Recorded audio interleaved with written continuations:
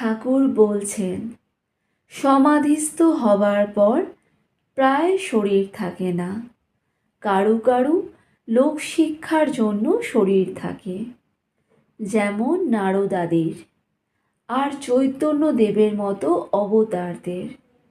কূপ খোঁড়া হয়ে গেলে কেহ কেউ ঝুড়ি কোদাল বিদায় করে দেয়, কেউ কেউ রেখে দেয়, ভাবে যদি পাড়ার কারোর দরকার হয়। এরূপ মহাপুরুষ জীবের দুঃখে কাতর।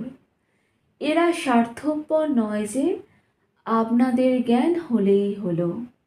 স্বার্থপর লোকের কথা তো জানো, 1 পয়সার সন্দেশ দোকান থেকে আনতে দিলে চুষে চুষে এনে দেয়।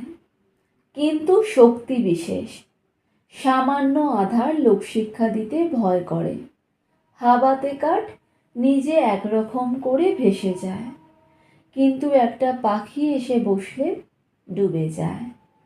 কিন্তু নারদাদি বাহাদুর কাঠ, এ কাঠ নিজেও ভেসে যায়, আবার ওপরে কত মানুষ, গরু, হাতি পর্যন্ত নিয়ে যেতে পারে।